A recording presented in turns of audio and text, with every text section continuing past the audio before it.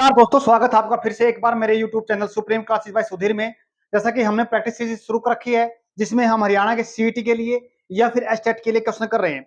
आज की जो क्लास है बहुत बेहतरीन होने वाली है क्योंकि इसमें बहुत अच्छी चीज सीखने को मिलेंगी आपके लिए। हो सकता है एग्जाम के अंदर यहाँ से 2 या 3 नंबर के क्वेश्चन पक्का बने। देखो, आज हमने 9 क्वेश्चन ले रखे हैं। पहला क्वेश्चन देखते हैं। The room was empty dash for a chair in the corner.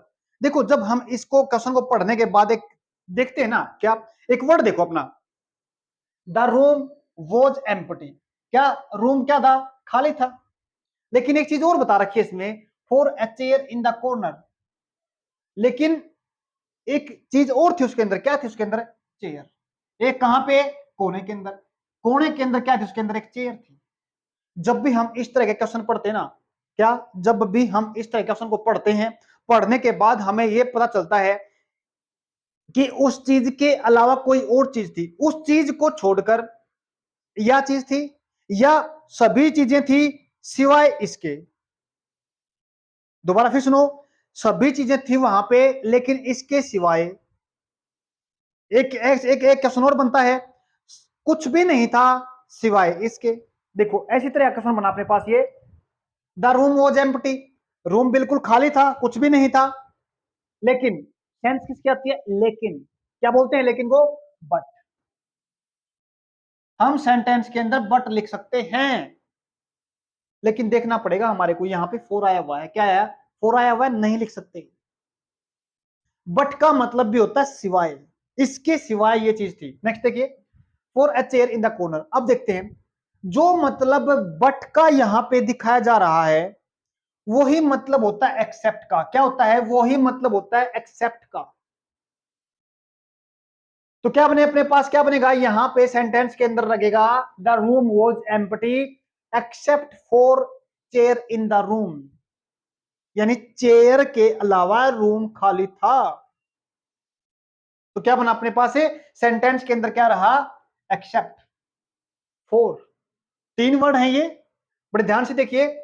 एक तो है अपने पास बट, इसी के जैसा शब्द अपने पास एक्सेप्ट, और एक शब्द अपना बनता है एक्सेप्ट फॉर।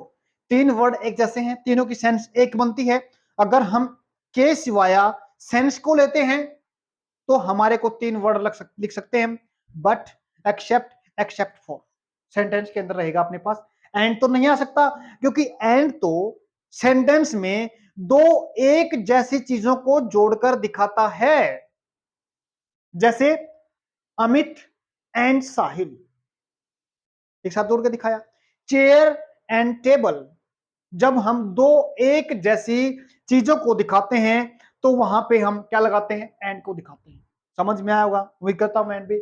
उसके बाद हम देखते हैं और, जब हम कंजंक्शन पढ़ते हैं जिसमें ईदर और नीदर नोर के जोड़े को पढ़ा जाता है ना, तो इसका मतलब बना ईदर और का जोड़ा। ये ईदर और से बनता है। इसके साथ साथ क्या और का मतलब होता है? ये भी, ये भी, ये भी। जब सेंटेंस में बताते हैं और, चेयर और टेबल और, उसके बाद हम बात करते हैं किसी भी अदर आइटम की, तो हम क्या दिखाते हैं? और के साथ दिखा देते हैं। उसके बाद बिहाइंड, बिहाइंड नहीं बन सकता। बिहाइंड का मतलब होता है किसी चीज के जब हम पीछे दिखाते हैं। क्या? किसी चीज के पीछे दिखाया जाता है, बिहाइंड में लिखेंगे। तो यहां पे जो हमारा सही ऑप्शन रहेगा वो रहेगा एक्सेप्ट फॉर। नेक्स्ट देखिए सेंटेंस को, my car dash for the third time since I got it. देखो, बड़ी इंपॉर्टेंट चीज समझने की, यहां पे कौन सा टाइम दिखा रखा है? यहाँ पे वर्ब के सेकंड फॉर्म को दिखा रखा है। क्या? वर्ब के सेकंड फॉर्म को दिखा रखा है। सेकंड फॉर्म का मतलब वो टाइम जो अब नहीं रहा। लेकिन एक चीज और है समझने की यहाँ पे, क्या? गोट से पहले वर्ब सेकंड, इससे पहले क्या दिखा रखा? सिंस दिखा रखा है। सिंस ऐसे टाइम को दिखाता है जो टाइम होता है पॉइंट ऑफ टाइम। क्या? पॉइंट ऑफ टाइम की बात करता है। दूसरी चीज ये दिखाता है स्टार्टिंग पॉइंट ऑफ टाइम। जैसे since morning, since evening, since afternoon, since 1927, since 6 AM। ऐसे टाइम को, स्टार्टिंग पॉइंट को बताने के लिए हम सिंस को दिखाते हैं, या फिर पॉइंट ऑफ टाइम को दिखाते हैं हम सिंस के साथ। बट पहले इस पहले सेंटेंस को देख लेते हैं। My car dash for the first time, क्या ये मेरा sorry first my first car जो मेरी पहली कार थी, थर्ड टाइम किस टाइम, तीसरे टाइम, सिंस जब से मैंने इसको लिया है, जब से मैंने इसको लिया है, क्या ये थर्ड टाइम है। क्या वर्ब पढ़ के देखते हैं, काम दिखते हैं, इसमें क्या काम को दिखा रखा है, ब्रेक डाउन। ब्रेक डाउन का मतलब होता है किसी मशीन इत्यादि का खराब हो जाना, चलते चलते वो काम बंद कर देती है, उसको बोलते हैं ब्रेक डाउन। क्या बोलते हैं उसको, ब्रेक डाउन। अब एक चीज देखिए, क्या देखा हमने यहाँ पे, माई कार। माई कार क्या है, एक सिंगुलर वर्ड है। क्या है कि सिंगुलर वर्ड है। जब हम सिंगुलर वर्ड को अगर कोई वर्ब के साथ दिखाते हैं तो हमेशा सिंगुलर वर्ब रहती है, लेकिन ये ब्रेक कौन सी वर्ब है, ब्रेक वर्ब है, वर्ब की फर्स्ट फॉर्म। वर्ब की फर्स्ट फॉर्म को यहाँ पे नहीं दिखाएंगे। अगर हम ब्रेक, यहाँ पे ब्रेक से क्या बना सकते हैं, ब्रेक्स लिख सकते हैं, लेकिन ब्रेक्स तो आ सकता है इसके साथ, बट सेंस कुछ और ही कह रही है। तो यहाँ पे पहला सेंटेंस तो अपने क्या हो गया, सॉरी पहला ऑप्शन क्या हो गया, गलत हो गया। नेक्स्ट देखिए, हैज ब्रोकन डाउन, ये सेंटेंस में सही बनेगा। उसके बाद एक चीज और देख लेते हैं, वॉज ब्रेक डाउन, ब्रोक्स, वॉज के साथ हम वर्ब की सेकंड फॉर्म को नहीं दिखा सकते, ये भी चीज है समझने की। क्या, जब हम सेंटेंस के अंदर वॉज लिखते हैं, वॉज या वर के साथ दिखाया जाता है, इसका मतलब क्या, वो पास्ट टाइम का काम है, पास्ट में दिखा रहा है। लेकिन जो सेकंड फॉर्म है वो भी पास्ट टाइम को दिखाती है। अगर हम इस वॉज वर को लिखना चाहें किसके साथ, पैसिव फॉर्म में, तो हम दिखाते हैं हमेशा थर्ड फॉर्म। कौन सी फॉर्म दिखाते हैं, थर्ड फॉर्म के साथ सेंटेंस में लिखा जाएगा वॉज वर के साथ, थर्ड फॉर्म को। लेकिन सेकंड फॉर्म को कभी भी वॉज वर्ग के साथ नहीं दिखा जाएगा। तो ये सेंटेंस, ये ऑप्शन अपने पास क्या हो गया, गलत हो गया।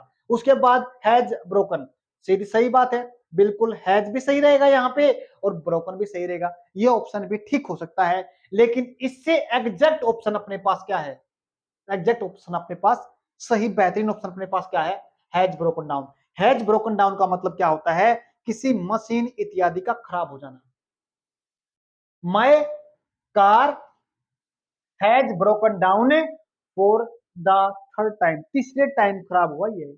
जब भी हम सेंटेंस के अंदर से टाइम को दिखाएंगे ना, this is my first time, this is my second time, this is my third time, जब सेंटेंस में ऐसा अगर सेंस बनती है, ये मेरा पहला टाइम है जब मैं ये काम कर लिया, जब मैंने ये काम किया है, तो उस सेंस को दिखाने के लिए हमारे पास क्या होता है, हैज है के साथ दिखाते हैं, हैज के साथ या हैव के साथ। और उसमें वर्ब कौन से दिखाएंगे, वर्ब की थर्ड फॉर्म। हमने देखा वर्ब की थर्ड फॉर्म क्या क्या बताती है, काम के खत्म होने की सेंस बताती है। टाइम को नहीं दिखाते, टाइम का पता करने के लिए क्या दिखाते हैं, वर्ब के साथ हैज या हैव को सेंटेंस के अंदर लिखा जाता है। उम्मीद करता हूं समझ में आया होगा। क्या लिखेंगे, my car has broken down for the third time since, जब से, आई गोट इट, जब से लिए। ये जो सिंस है ना यहाँ पे, ये ऐसे टाइम को दिखा रहा है जो टाइम अपना क्या है, पॉइंट ऑफ टाइम है, जब से लिया है।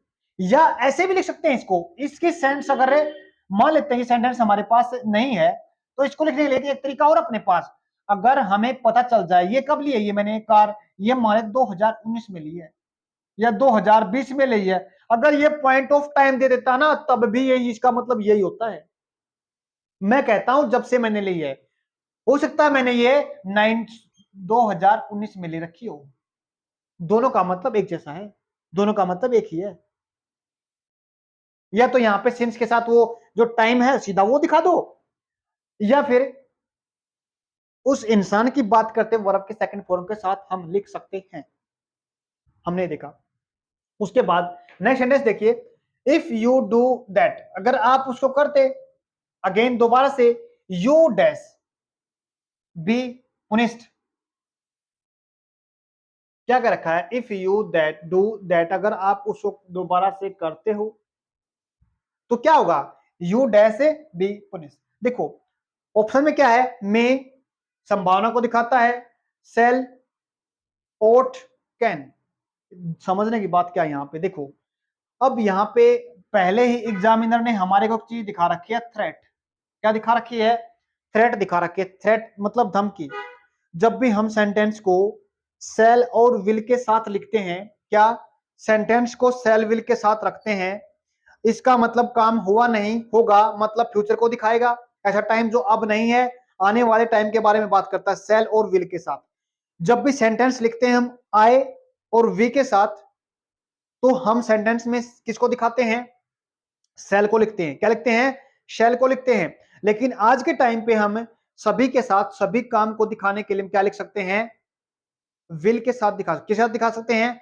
विल के साथ दिखा सकते हैं सभी सब्जेक्ट। मतलब आई की बात करें, यू को दिखाएं, वी को दिखाएं, ही, सी, इट या दे को दिखाना चाहें। लेकिन यहाँ पे समझने की बात क्या है, यहाँ पे थ्रेट की बात कर रखी है। यहाँ पे तो लिखने को तो हम क्या लिख सकते हैं? विल सेंटेंस के अंदर विल को लिखा जा सकता है, लेकिन यहाँ पे थ्रेट दिखा रखी है। कोई भी काम जब हम जोर देकर कहते हैं, जिसमें क्या होती है? धमकी होती है, थ्रेट होती है। आई विल किल यू, मैं आपको मार दूंगा, धमकी है इसके अंदर। I will crack the exam, I will pass the exam, promise है, डेटर्मिनेशन है।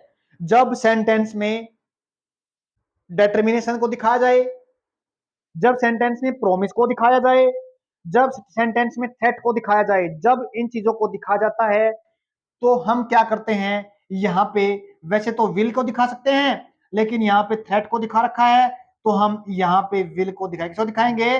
सॉरी, विल के साथ नहीं, सेल के साथ। क्या दिखाएंगे? सेल के साथ दिखाना चाहेंगे, सेल के साथ दिखाएंगे। अगर यहाँ पे आई होता तो हम विल के साथ दिखा देते। आई और वी के साथ सेल को दिखा सकते हैं, अदर के साथ जो बच गया अपने पास you, they, he, C, it, उसके साथ हम क्या दिखा सकते हैं? विल को दिखाएंगे। अगर अपने पास सेंटेंस में थ्रेट, स्ट्रॉन्ग डिटर्मिनेशन या फिर प्रॉमिस है, तो हम अपोजिट सब्जेक्ट, दूसरे सब्जेक्ट का प्रयोग करेंगे। यू के साथ भी, ही के साथ भी, यू, ही, सी, इट, दे, तो हम किसको दिखाएंगे? सेल को दिखाएंगे। जो दिखाएंगे? सेल को दिखाया जाएगा। तो यहां पे किसको दिखाएंगे हम? सेंटेंस में सेल को, क्योंकि एग्जामिनर ने पहले ही हमारे को बता रखा यहाँ पे थ्रेट है। मे को नहीं दिखाएंगे, संभावना को दिखाता है। सेल को दिखाएंगे। ओट, ओट के साथ क्या लिखते हैं? हमें टू के साथ दिखाते, क्या दिखाते हैं? टू के साथ वर्ब की फर्स्ट फॉर्म आती है फिर, लेकिन सेंस हमारी क्या है? बी की फॉर्म के साथ हमने थर्ड फॉर्म को दिखा रखा है। नेक्स्ट देखते हैं कैन। कैन संभावना को भी दिखा सकता है। उसके बाद कैन कैपेसिटी को भी दिखाता है, कोई हमारे काम के करने की ताकत को दिखाता है। कैन को नहीं दिखाएंगे। नेक्स्ट देखिए, my program was broadcasted, sorry the program was broadcasted dash the world. अब मेरे को जब ये एग्जाम मैंने क्वेश्चन पेपर में से क्वेश्चन निकाला, तो जो ब्रॉडकास्ट की फॉर्म होती है उन्होंने ब्रॉडकास्टेड दिखा रखा है। क्या ब्रॉडकास्ट की पहली फॉर्म ब्रॉडकास्ट, ब्रॉडकास्ट, ब्रॉडकास्ट, तीनों फॉर्म सेम होती हैं? क्या तीनों फॉर्म सेम होती है? लेकिन एग्जाम से देखा ये ईडी लिखा रखा है, जो क्या है यहाँ पे गलत है, क्योंकि तीनों की तीनों फॉर्म क्या होती हैं इसकी? ब्रॉडकास्ट की सेम होती हैं। अब क्या लगेगा यहाँ पे? ये इसका मतलब क्या हो गया? वोज के साथ ब्रॉडकास्ट, तो इसका मतलब ये पैसिव लैंग्वेज है। जब हम सेंटेंस में पैसिव लैंग्वेज लिखते हैं, was, were, is, am, are के साथ वर्ब की थर्ड फॉर्म दिखाते हैं। इसका मतलब क्या हो गया? वोज है यहाँ पे, आईएनजी तो नहीं दिखा रखा, तो इसका मतलब ये हमने कौन सी फॉर्म लेनी पड़ेगी? इसका मतलब अपने पास ब्रॉडकास्ट वर्ब की थर्ड फॉर्म है। अब क्या दिखाना है यहाँ पे? The world. हमने क्या दिखाना है? प्रेपोजिशन को लिखना है। The program was broadcast dash in the world, यानी क्या? पूरे के पूरे विश्व में, अक्रॉस द वर्ल्ड, यानी इस जहां से लेके उस जहां तक भी है। अक्रॉस का मतलब होता है एक पार से वर्ल्ड के दूसरे पार तक, सभी जगह पर। जब हम सेंटेंस में दिखाते हैं तो वहां पे दिखाते हैं अक्रॉस के साथ। क्या दिखाते हैं? अक्रॉस के साथ दिखाते हैं। इन नहीं दिखाएंगे, ऑफ को भी नहीं दिखाएंगे, और ऑन टू को भी नहीं दिखाएंगे। तो क्या बोलेंगे? हमें अक्रॉस लिखा जाएगा इसको। अब नेक्स्ट सेंटेंस देखिए, दे वॉक्ड, वो चले, dash the footpath, footpath, until, जब तक, दे केम टू ब्रिज, जब तक ब्रिज नहीं आ जाता। क्या शर्त को दिखा रखा? जब तक वे काम नहीं होता, ब्रिज, जब तक ब्रिज नहीं आता वो चले। देखो जो ये अंटिल हमारे को दिख रहा ना, ये दो वर्ड को लगा के बना रखा अपने पास, क्या दो वर्ड के साथ बना रखा है, एक तो होता टिल और एक होता नोट। जब दोनों वर्डों को एक साथ लिखेंगे तो क्या बनता है अपने पास, अंटिल बनता है। दे केम टू अ ब्रिज, जब तक देखो हमारे को काम क्या दिखा रखा है, चलने का काम दिखा रखा है, कहां पे किसके साथ, फुटपाथ भी दिखा रखा है, तो दे वॉक्ड, पढ़ने से पता चलता है, ऑन टू नहीं होता, सिंस तो हमने पढ़ा अभी, ये तो नहीं दिखाया जाएगा।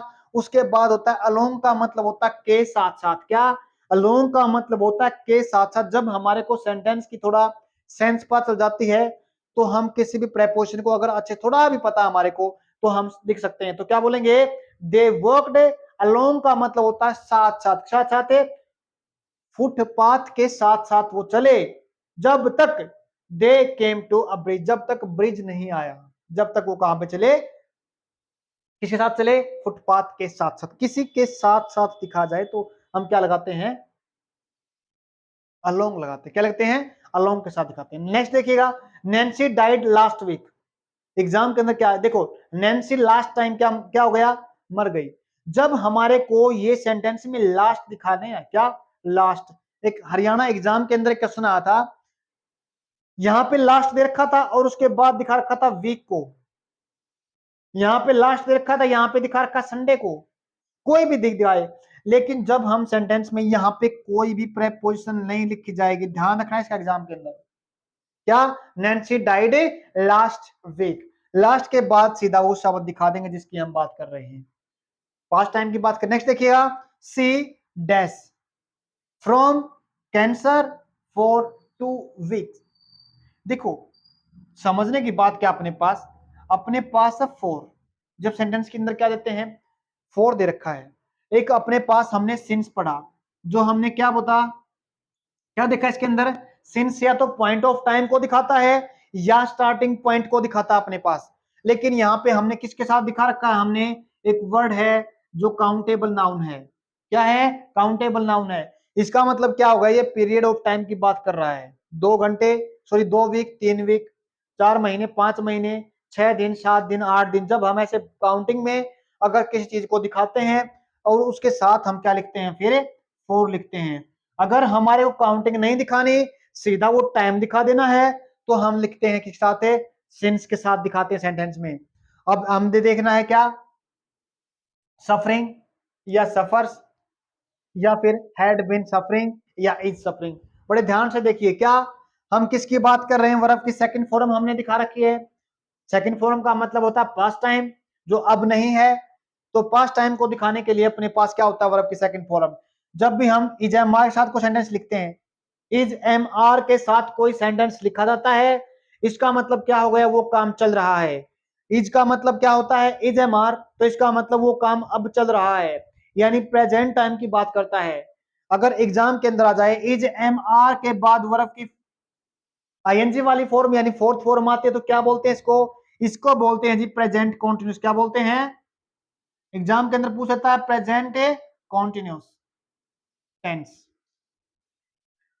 एग्जाम के अंदर पूछ लेता है, कोई भी एक सेंटेंस लिख के पूछ लेता है, जब भी हम इजेमा के साथ लिखते हैं क्या, फोर्थ फॉर्म दिखाते हैं, तो क्या बन जाता है वो, प्रेजेंट कॉन्टिन्यूस। अगर इसी को पास्ट में दिखाना चाहें तो यहाँ पे क्या लिख देंगे, वोज वर, क्या दिखा देंगे, सिर्फ और सिर्फ हमारे को टाइम दिखाने वाला शब्द बदलना है, यहाँ पे वोज वर लिखा जाएगा। तो इस सेंटेंस में अपने पास ये तो नहीं, क्योंकि हमारे को पास्ट की बात कर रहे हैं हम, आईएनजी साथ तो नहीं दिखाएंगे। एक चीज और देखते हैं हम, जो हमारा सी ऑप्शन है, तो इसमें सफर्स दिखा रखा है, यानी वर्ब की फिफ्थ फॉर्म के बारे में दिखा रखा है। वर्ब की फिफ्थ फॉर्म तो ऐसे काम को दिखाती है, ऐसे टाइम को दिखाती है, जो रूटीन के अंदर होने वाले जो काम होते हैं, हमेशा होने वाले काम होते हैं या फिर डेली होने वाले काम होते हैं, तो इसको तो नहीं दिखाएगा, रूटीन या डेली होने वाले काम को दिखाती है, ये भी नहीं आएगा। तो उसके बाद हमने नेक्स्ट देखा क्या, सफरिंग, क्या देखा, सफरिंग, सफरिंग यानी वर्ब की जो फोर्थ फॉर्म होती है, वर्ब की फोर्थ फॉर्म चलते हुए काम को दिखाती है, लेकिन यहाँ पे इसने क्या किया, सी जिसकी बात करें सीधा वो दे रखा है, इसके बाद टाइम दिखाने वाला शब्द दिखना जरूरी है, क्योंकि आईएनजी वाली फॉर्म टाइम को दिखाती है, लेकिन ये टाइम को दिखाने वाला कोई भी शब्द अपने पास नहीं रखती, इसलिए यहाँ पे सफरिंग को भी नहीं दिखा सकते हम। तो बचा क्या अपने पास? तो बचा अपने पास सी ऑप्शन बचा। पास्ट है, सही बात है, हेड को दिखा रखा, ये भी पास्ट है। तो she had been suffering from cancer for 2 weeks. तो कैंसर से 2 वीक क्या थी? परेशान, बीमार थी वो। क्या थी उसको? कौन सी बीमारी थी उसको? कैंसर से परेशान थी वो, कैंसर की बीमारी थी उसको 2 वीक से। हमने पढ़ा सफरिंग फ्रॉम। क्या पढ़ा हमने? Suffering from. इसी के जैसा एक शब्द होता है अपने पास, कंप्लेन ऑफ। क्या होता है? जो मतलब सफरिंग फ्रॉम का होता है वही मतलब कंप्लेन ऑफ का होता है। अगर सेंटेंस के अंदर कंप्लेन ऑफ आ जाए तो इसका मतलब भी क्या होता है? जो मतलब सफरिंग फ्रॉम का होता है वो ही कंप्लेन ऑफ का होता है। जो मतलब कंप्लेन ऑफ का, सफरिंग ऑफ का होता है वही मतलब होता है डाउन विद का। किसका? वही मतलब होता है डाउन विद का। Down with.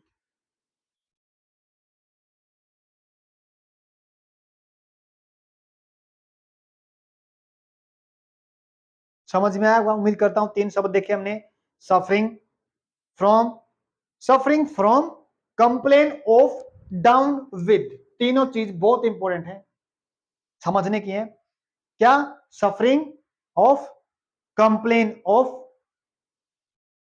Down with. दोबारा फिर देखिए, सफरिंग के साथ फ्रॉम, कंप्लेन के साथ ऑफ, डाउन के साथ विद। ये हमारी क्या है? एक एडजेक्टिव है। ये एडजेक्टिव है। जैसे अगर मैं सेंटेंस में ऐसे लिखना चाहूं तो आई एम डाउन विद, कोई बीमारी का नाम दिखा दूंगा। आई एम डाउन विद, मैं किसी से बीमार हूं या मेरे को कोई बीमारी है, तो क्या बोलूंगा? सीधा मैं अपने आप को दिखाऊंगा। और जो टाइम वाला शब्द है आई एम, एम का मतलब अब को दिखाता है। यानी एक चीज और देखिए यहां पे, जब भी हम किसी इंसान को दिखाते हैं और इंसान के बाद उसकी विशेषता को दिखाते हैं। दोबारा फिर सुनो, किसी इंसान के बारे में बात की हमने और फिर उसे क्या दिखाया? उसकी विशेषता को दिखाने वाला शब्द जोड़ दिया। विशेषता का मतलब क्या है? वो बीमार है या सही है, अच्छा है, बुरा है, हैप्पी है, अनहैप्पी है, उसकी विशेषता बतानी है हमारे को। तो किस साथ दिखाया हमने? उसको दिखाया डाउन विद के साथ। अब जब हमारे को एडजेक्टिव दिखा दिया हमने, काम विशेषता का मतलब क्या होता है? विशेषता किसके दिखाता है? नाउन या प्रोनाउन के दिखाता है। अब हमने डाउन विद के साथ दिखाया किसको? उस इंसान को। उस इंसान को जोड़ने के लिए उस डाउन विद के साथ, उस प्रेपोजिशन, सॉरी, उस एडजेक्टिव के साथ हम टाइम दिखाने वाला शब्द लिखते हैं। या तो इजेमा लिखेंगे प्रेजेंट को दिखाने के लिए, और पास्ट को दिखाने के लिए क्या लिखेंगे? Was word. तो क्या बोलेंगे? Down with, I am down with, कोई भी बीमारी दिखाना चाहे तो। नेक्स्ट देखिए, यू कांट स्टॉप। बहुत इंपॉर्टेंट क्वेश्चन है ये, बहुत ज्यादा इंपॉर्टेंट क्वेश्चन है। मजा आ जाएगा सीख को इस चीज को बहुत अच्छा क्वेश्चन कराते हैं, ये करेंगे। You can't stop me what I want. देखो ये सेंटेंस पढ़ने पर चलता, देखो इसके अंदर एक किताब में क्या दे रखा है? ये फॉर्म दे रखी है, फोर्थ फॉर्म को दिखा रखा है ये किताब के अंदर। लेकिन हम देखते हैं यहाँ पे इसकी के साथ क्या लिखते हैं? यहाँ पे शायद फोर्थ फॉर्म लिखेंगे, या ये दोनों सेंटेंस के अंदर दोनों। हम जब बात करते हैं स्टॉप की, स्टॉप के साथ हम फोर्थ फॉर्म को भी लिखते हैं और स्टॉप के साथ हम टू डू को भी लिखते हैं, यानी टू के साथ वर्ब की फर्स्ट फॉर्म को भी लिखा जाता है। अब क्या सेंस बनती है? जब हम कब लिखते हैं इसको फोर्थ फॉर्म के साथ और कब लिखते हैं इसको टू के साथ। स्टॉप के यहाँ पे 2 मतलब पढ़ेंगे हम। क्या 2 मतलब पढ़ते हैं? किसी को कोई काम करना हो उसको हम रोकते हैं। किसी, देखो कोई भी काम करने के लिए जब हम रुकते हैं, रुकने के लिए हम किसके साथ दिखाते हैं? टू के साथ दिखाते हैं, टू डू। क्या दिखाते हैं? To do. और स्टॉप का दूसरा मतलब होता है कोई भी काम बिल्कुल बंद कर देना। स्टॉप का मतलब कोई भी काम बिल्कुल बंद कर देना। जैसे स्मोकिंग है, मैंने बिल्कुल बंद कर दी है। उसके बाद ड्रिंकिंग है, मैंने बिल्कुल बंद कर दी है। वेस्ट, पैसा वेस्ट है करना बिल्कुल बंद कर दिया है। तो क्या बोलूंगा मैं? यहां पे फोर्थ फॉर्म के साथ दिखा, क्या दिखा दूंगा?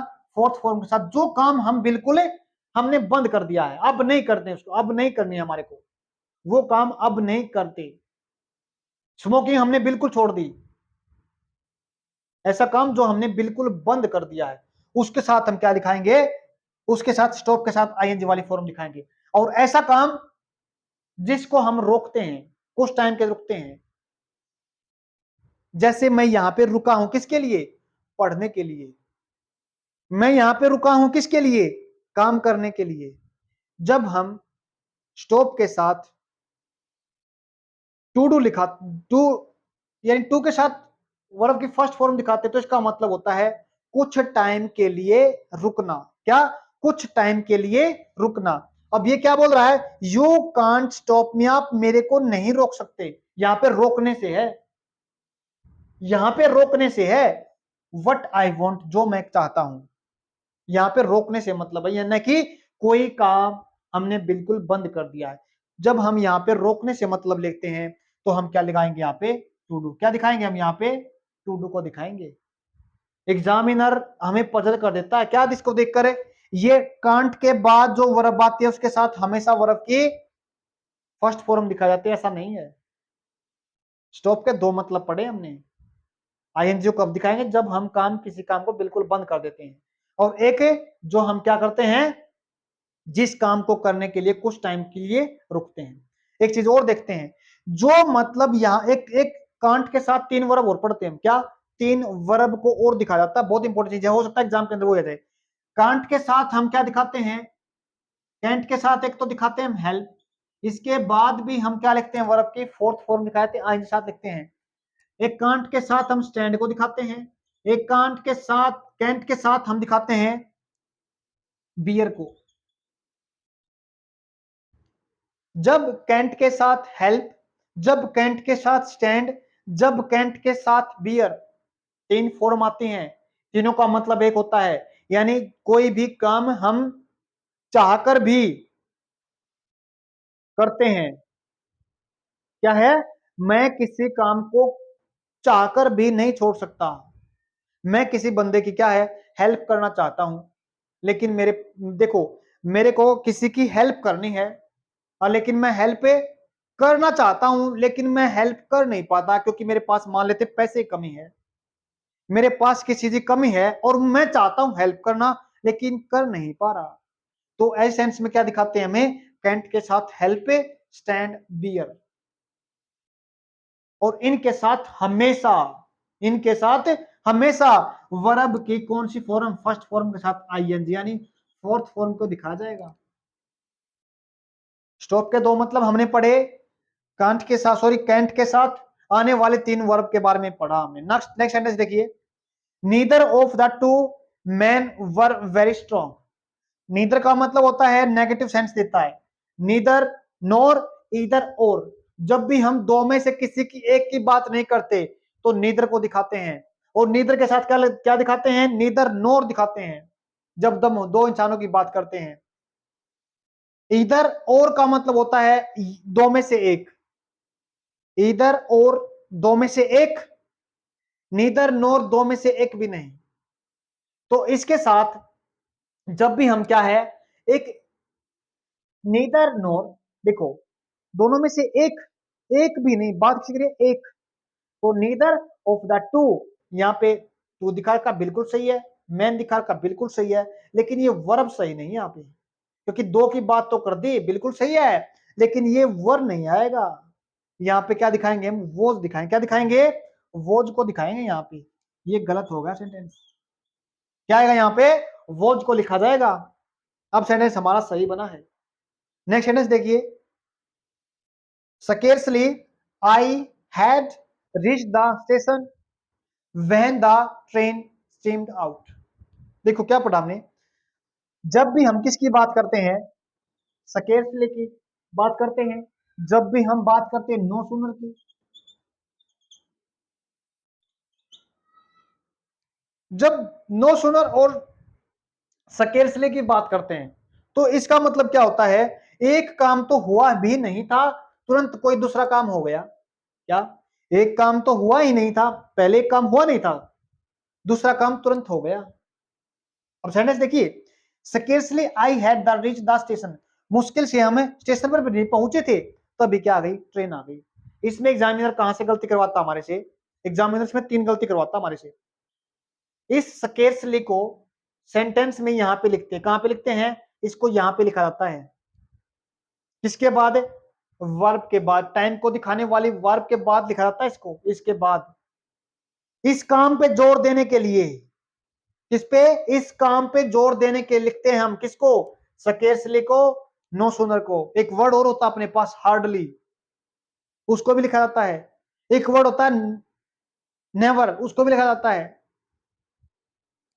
इस काम पे जोर डालने के लिए कि ये काम बिल्कुल न के बराबर होता है, हार्डली और नेवर में, बहुत मुश्किल से।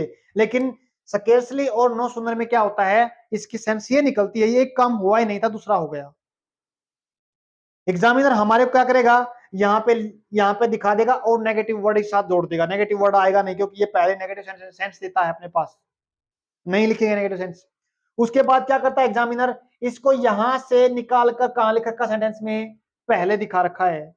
जैसे सेंटेंस में यहां से निकाल के इसको पहले लेके आएंगे, किसी भी नेगेटिव फ्रीक्वेंसी वाले शब्द को, ये फ्रीक्वेंसी को दिखाता है, किसी काम के न होने की फ्रीक्वेंसी। जब भी हम क्या करते हैं, इसको यहां से निकाल के यहां पे ले आते हैं, सेंटेंस के पहले दिखा देते हैं। काम पे किसके जोर दे रहा था ये, इसके न होने पर, ये हुआ भी नहीं था। जब हम इसको यहां से लेके यहां जाते, काम किसको दिखाता है, इसको दिखाता है। जब हम इसको यहां से लेके जाते हैं, अब ये किसको दिखाने लग गया, इसको। इंसान को नहीं दिखाना, इंसान के काम को दिखाना है, न होना। ये काम नहीं हुआ, समझ में आया, यहां से निकाल यहां से दिखाते। फिर क्या करता है एग्जामिनर, इसको यहां लिख दिया, ये क्या हुआ, गलत हो गया, इसको यहां पे लिखना है। अब इसको तो हम सेंटेंस के यहां पे नहीं लेके आ सकते, इसको तो आगे नहीं दिखाया सकता, लेकिन इसको नहीं लेके आ सकते, तो इसका जो टाइम दिखाने वाला वर्ड है ना, इस वर्ब के टाइम को दिखाने के जो वर्ड लगा रखा है, उसको हम क्या करेंगे, इसके साथ लेके जाएंगे। कहां पे लेके जाएंगे, इसके साथ।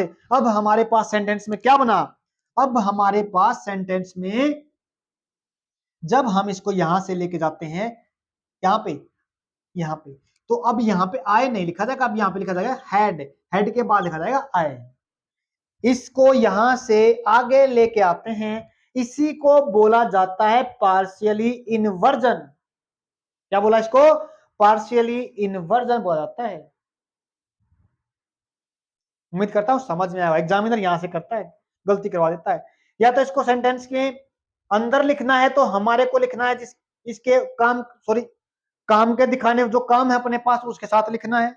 अगर वो अपने पास काम को दिखाने वाला टाइम का वर्ड भी आ जाता है, तो उसके साथ लिखना है, उसके बाद लिखना है। अगर ये वर्ड नहीं आता, इसका मतलब क्या बनता है, अगर ये नहीं आता, जैसे आई हार्डली टेक टी, मैं बड़ी मुश्किल से, न के बराबर, मैं चाय पीता ही नहीं, तो इसका मतलब क्या है, ये जो है ना हार्डली, ये किस काम को दिखा रहा है, इसके काम के न होने को दिखा रहा है। यहाँ पे तो टाइम को दिखाने वाला शब्द नहीं है, लेकिन यहाँ पे टाइम को दिखाने वाला शब्द अपने पास क्या था, हेड था। अगर यहाँ पे हेड है, तो इसको हेड को आगे लेके जाएंगे। अब यहाँ पे अपने पास क्या है, क्या अपने पास यहाँ पे हार्डली काम को दिखा रहा है, यहाँ पे तो हमें उस काम के साथ लिखेंगे, बिल्कुल लिखेंगे, उसके साथ लिखेंगे। अब यहाँ पे कहां पे लिखेंगे, यहाँ पे लिखेंगे हमें इसके, यानी हेड के बाद में, काम को यही दिखाएगा, किसको दिखाएगा, इसी काम को दिखाएगा। अगर इसको हमने सेंटेंस के अंदर आगे निकालना है, कहां पे, यहाँ पे, टेक हमने आगे दिखा सेंटेंस के अंदर। जब हम सेंटेंस को टेक आगे दिखा रहे हैं ना, तो अब हम इस टेक को आगे, हार्डली को, सॉरी, जब हम सेंटेंस में हार्डली को आगे लेके आ रहे हैं ना, तो हम टेक को यहां पे नहीं लेके आएंगे, टेक से जो क्वेश्चन बनता है ना, उसको आगे लेके आएंगे। और टेक कहां से, रूटीन वाले शब्दों से।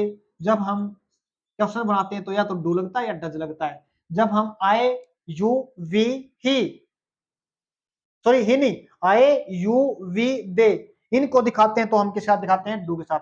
तो किसकी बात कर रखी है, आए की, तो यहाँ पे क्या दिखा देंगे हम, यहाँ पे दिखा देंगे डू, क्या दिखाएंगे, यहाँ पे डू को लगा देंगे यहाँ पे, और डू के बाद उस इंसान को दिखाएंगे।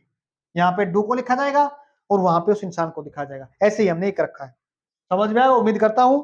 जब हम आगे इसको निकाल देते, इसको तो बोलते हैं पार्शियली इन्वर्जन। लिखने का तरीका ये रहेगा इसका, पहले उस नेगेटिव फ्रीक्वेंसी वाले शब्द को, और फिर टाइम को दिखाने वाले शब्द को, यानी वर्ब को, फिर उस इंसान को, तीन का सीक्वेंस ये रहेगा। और इसके बाद एग्जामिनर गलती कहां से करवाता है, यहाँ पे क्या दिखा देता है, इसका कंजंक्शन जोड़ा होता ही है क्या, नो सूनर, सॉरी स्केर्सली और हार्ड, स्केर्सली और अपने पास, जब सेंटेंस के अंदर क्या होता है, नो सूनर, तीन शब्द होते हैं, ये तीन चार शब्द होते हैं, नो सूनर, नो सूनर के साथ तो हम सेंटेंस के अंदर वहां पे कंजंक्शन देन दिखाएंगे। हार्डली और स्केर्सली को दिखाने, किसके लिए, हार्डली स्केर्सली को दिखाने के लिए यहाँ पे दो वर्ड होते हैं, कौन से, एक होता है व्हेन, एक होता है बिफोर। कौन होता है, बिफोर के साथ सेंटेंस को लिखते हैं, नो सूनर के बाद क्या लिखते हैं, THAN, और हार्डली और स्केर्सली को दिखाने के लिए अपने पास क्या होता है, व्हेन और बिफोर होता है। या तो यहाँ पे कंजंक्शन के अंदर गलती कर देगा, या यहाँ पे इसके अरेंज करने में गलती कर देगा। उम्मीद करता हूं आज आपको बहुत अच्छे समझ में आया होगा। यहां से क्वेश्चन एक या दो तो पक्का आएगा ही आएगा। अगर आप इन चीजों को अच्छे तरीके से कर लोगे तो एग्जाम के अंदर काफी हेल्पफुल होगा आपके लिए।